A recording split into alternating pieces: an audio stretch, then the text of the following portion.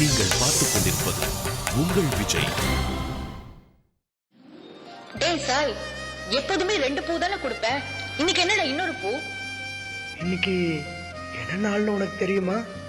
நான் உன்னை முதல்ல பார்த்த நாள் ஞாபகம் இருக்கா? சாய், உனக்கு பழசெல்லாம் ஞாபகம் இருக்கா?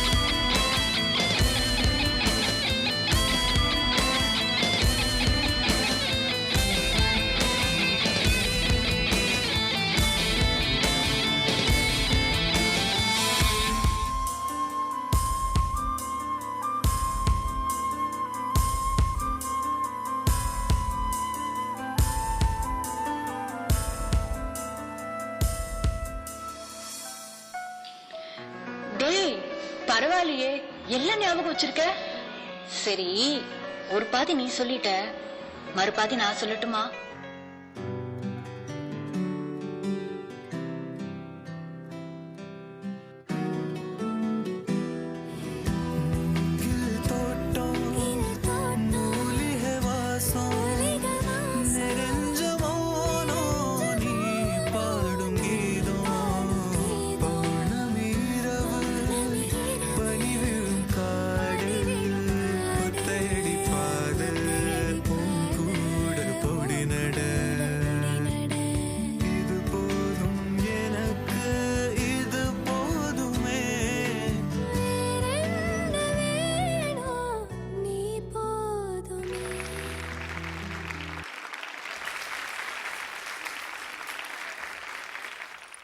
சாய் சக்தி அண்ட் ஜூலி, நீங்க எப்படி ஆடி இருக்கீங்க? என்ன கமெண்ட்ஸ் வாங்க போறீங்க? ஜட்ஜஸ் கிட்ட கேட்கலாம். Will start off with Radha ma'am.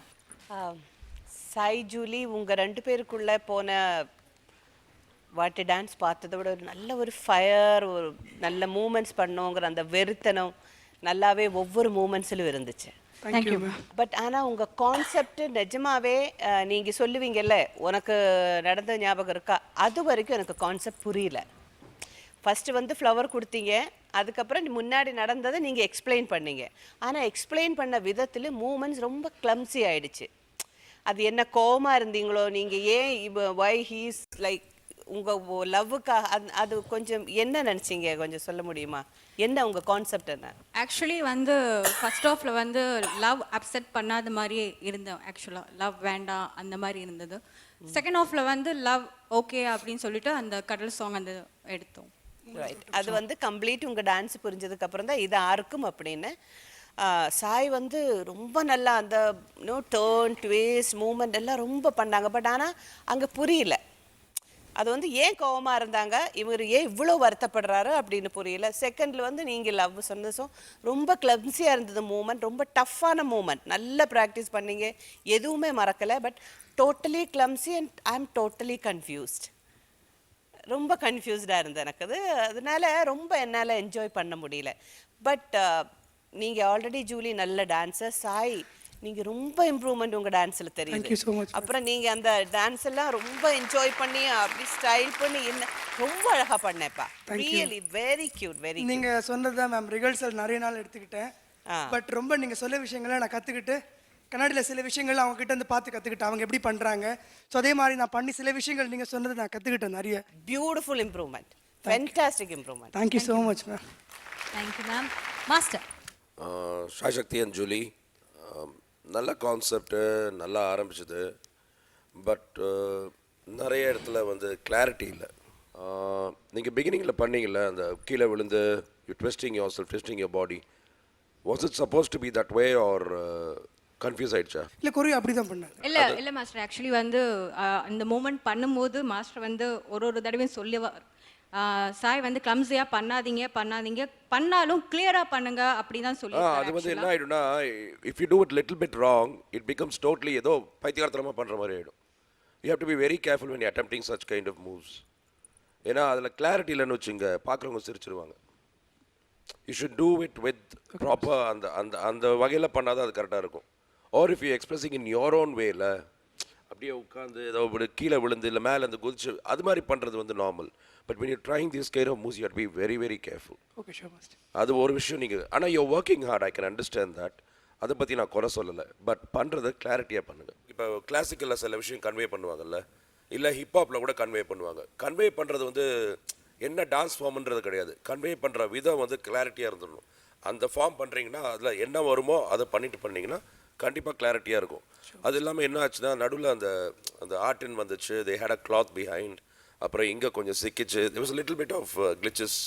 அங்கங்கே கொஞ்சம் ப்ராப்ளம் ஆச்சு. தட்ஸ் வை கொஞ்சம் கிளம்ஸி ஆகிடுச்சு.